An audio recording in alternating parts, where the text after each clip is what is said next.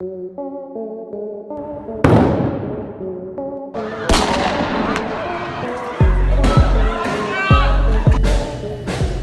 vous n'êtes pas dans Fortnite ni dans Black Ops malheureusement, mais bien dans la vraie vie.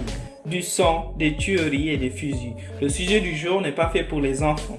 Alors tenez-vous prêts et bienvenue dans cette nouvelle vidéo focus sur les fusillades. Avant de commencer, est-ce que vous connaissez la définition d'une fusillade?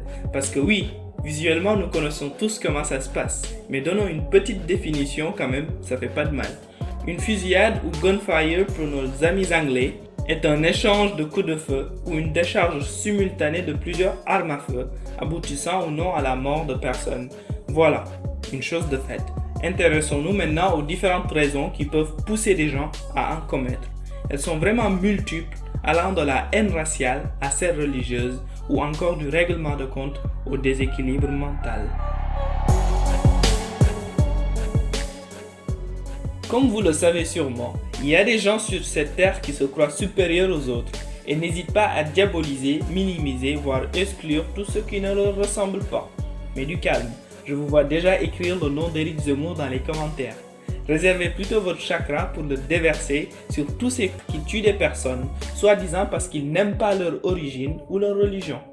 Nous pouvons citer l'exemple de ce jeune homme américain de 21 ans dénommé, je vous laisse deviner, je ne citerai absolument pas leur nom au risque de satisfaire à certaines de leurs aspirations de popularité, qui a tué 21 personnes à majorité d'origine hispanique à El Paso au Texas. Cet individu qui a été interpellé par les forces de l'ordre a indiqué avoir voulu lutter contre, je cite, une invasion hispanique. Il a d'ailleurs indiqué soutenir un autre de ses mentors qui a tué en Nouvelle-Zélande 51 personnes dans 2 mosquées. À Christchurch, dans le sud du pays, l'homme s'est successivement introduit dans 2 mosquées, massacrant ainsi sans aucune distinction femmes, enfants et pères de famille.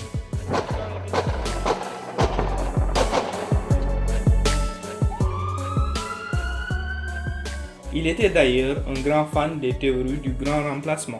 Pour ceux qui ne le sauraient pas, c'est une théorie du complot d'extrême droite, raciste et xénophobe, selon laquelle il existerait un processus délibéré de substitution de la population européenne par une population non européenne, originaire en premier lieu d'Afrique noire et du Maghreb.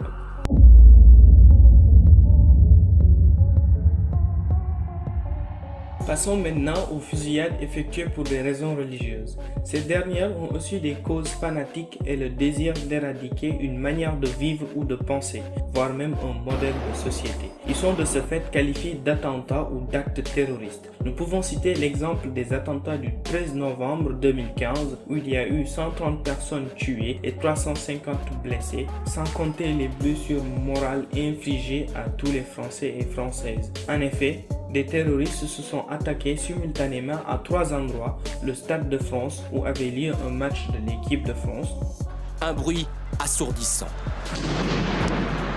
dans des terrasses de cafés et de restaurants du 10e et 11e arrondissement et la plus meurtrière dans la boîte de nuit du Bataclan.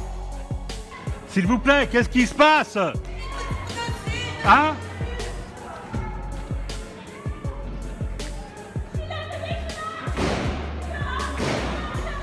Qu'en est-il maintenant des fusillades effectuées en milieu scolaire? Celles-ci sont très souvent liées soit à des désirs de vengeance vis-à-vis d'un enseignant ou d'un élève, soit à un déséquilibre mental ou une non-aptitude à régler des conflits sociaux.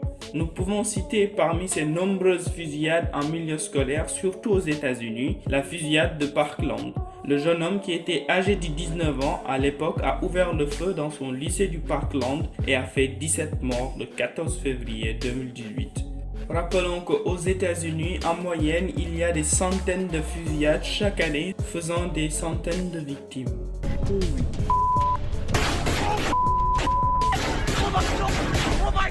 Terminons maintenant par nous poser la question de savoir est-ce que les fusillades sont contagieuses. Alors ça peut vous paraître farfelu, mais oui, des études scientifiques ont montré que c'est bien le cas. En effet, certaines études dont celle du professeur de mathématiques à l'université d'Arizona, Madame Sherry Towers, montrent en appliquant des modèles mathématiques comme dans le cas des épidémies, un effet de contagion.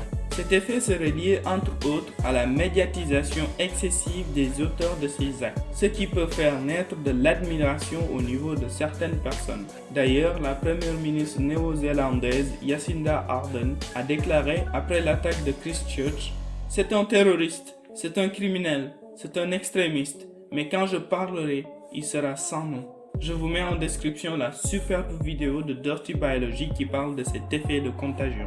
Voilà pourquoi dans cette vidéo, nous avons décidé de ne citer aucun des noms de ces individus, briseurs de rêves et de vie. Nous voilà enfin au terme de cette vidéo. Merci d'être resté jusqu'à la fin.